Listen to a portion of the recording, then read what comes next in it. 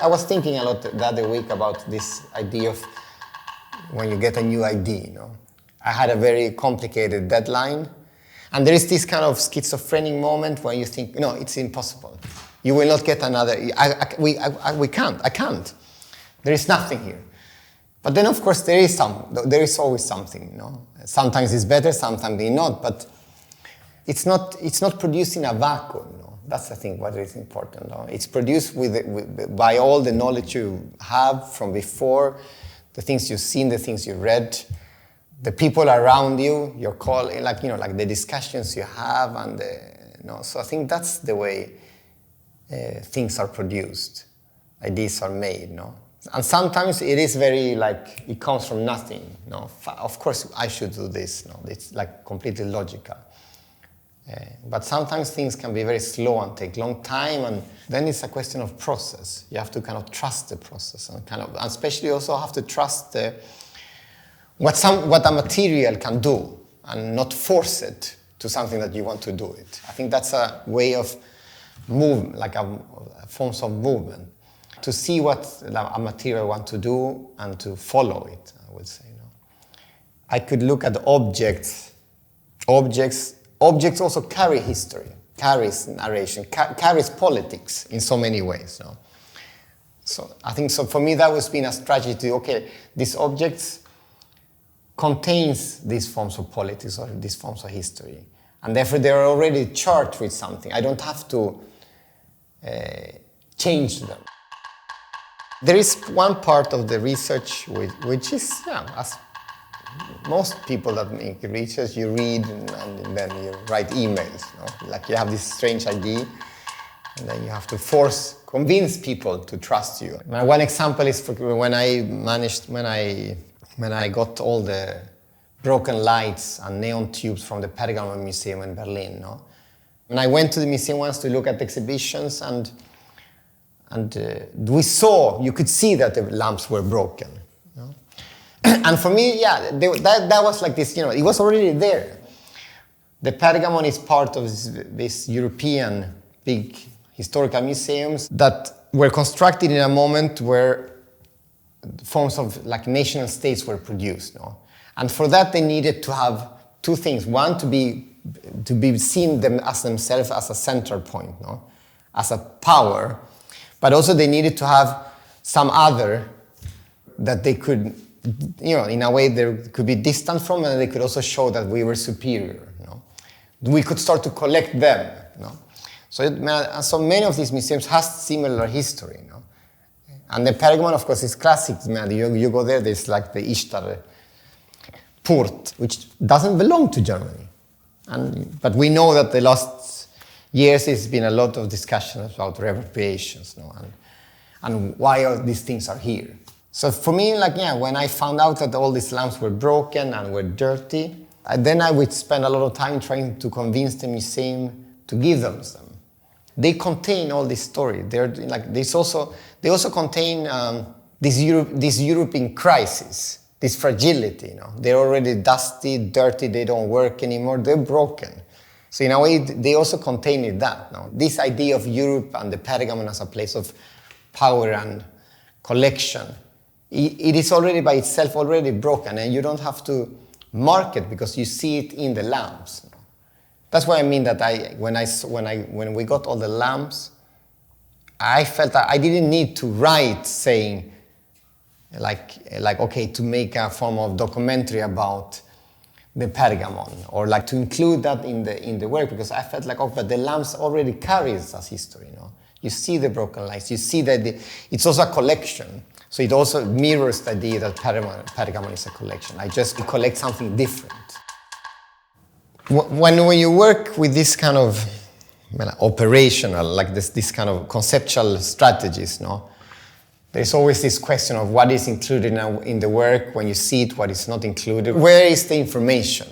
And I think for me, what I try to do many times is I think that I try to give using the title and also the technical label, as an indicator for what a work is. Both give them like a form of poetic openness, but at the same time giving them like a very precise technical description, so you can kind of get, so you get some kind of feeling. Okay, what is it that's been going on here?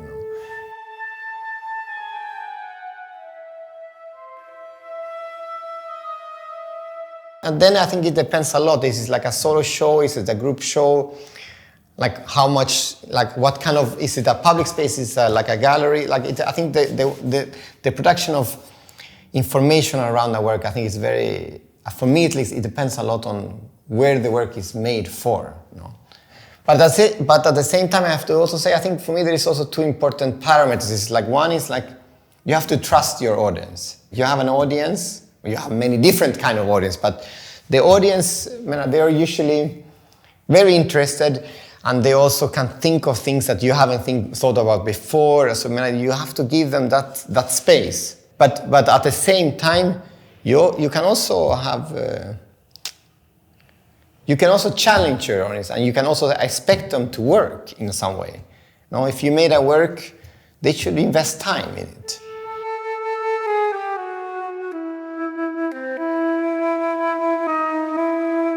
Last year I made an exhibition, and it was titled The Persistent Action of a Falling Tear. And the starting point of that exhibition was Picasso's Guernica, the famous painting that Picasso painted in 1937 that now is installed in Reina Sofia in Madrid, which is this iconic painting of the crimes of the war that when the German bombed the city of the Basque city of Guernica, but the painting also is a symbol of war, no, and the horrors of what it is, no. There is an accepted copy of the Guernica in the UN building, no, that Picasso approved, and it's so strong in some sense, no, that when United States entered Iraq in the war. And when Colin Powell went out to talk about, okay, we're going to invade Iraq, they covered it. So I think it's a beautiful analogy of Guernica. But then I read that when Picasso made Guernica, he was very stressed because he painted in black and white. And in those times, you didn't paint in black and white. Oil painting was in color, and prints, like graphic prints was, so he was very stressed that he was making a mistake. So he asked Dora Maar, the photographer, and it's also in her studio that Guernica was painted, no? And then a Spanish writer called José Bergamín. And José Bergamín was also one of the commissioners of Guernica. So there's this story about they came to the studio and they put up like this kind of, like transparent papers in colors on top of Guernica to see if it was better. I'm not sure if this is true or not. No, that's a narrative, but it's been written in some places. But then within this story, it's said that Picasso cut out a piece of red paper in the shape of a tear, like a red tear, no? And gave it to Bergamín and said, this is the symbol of our people's suffering, like Spain, Guernica, no? So you have to put this red tear on the painting with a needle every time the work is exhibited. If this is true, and he will have done it, of course the idea of Guernica will be completely different, no? It's like a performative piece. So that was the story that I found out. And then Bergamín is forced to exile because he was a very public person in Spain and against Franco. So he fled to Mexico. And then the tear disappears. It's lost. So then for this exhibition, I, with the help of a colleague, produced a machine, like a mechanical machine, that had a red paper. It had a motor, so it slowly moved within the space constantly. And then once an hour, we made a punch that made off a tear. So it moved and it clack, and it cut out a tear. And then the tear fell on the floor. The paper still kept the other side, the non-tear, no? So then suddenly you have the non-tear in the paper, and the actual tear on the floor. There's so many other conflicts, and this idea of this constant repetition, that you can have tears produced for in some way. It has something also about the idea of how a historical work can suddenly be activated again. So the work includes this potential history of Guernica, potential history of how art history could be different in some way.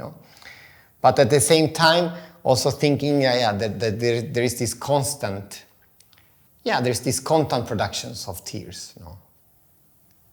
I don't know why. I was doing research on tears. Not so sure about why, but that was the starting point. And I think it also shows a bit sometimes how organic ideas come, how organic research is. I think sometimes of course and you're doing, okay, it's about this. But sometimes it is this kind of organic, you read something and then you take a walk and then you come back and a friend tells you, yeah, but have you checked that? That's also a way of research. It works like that also.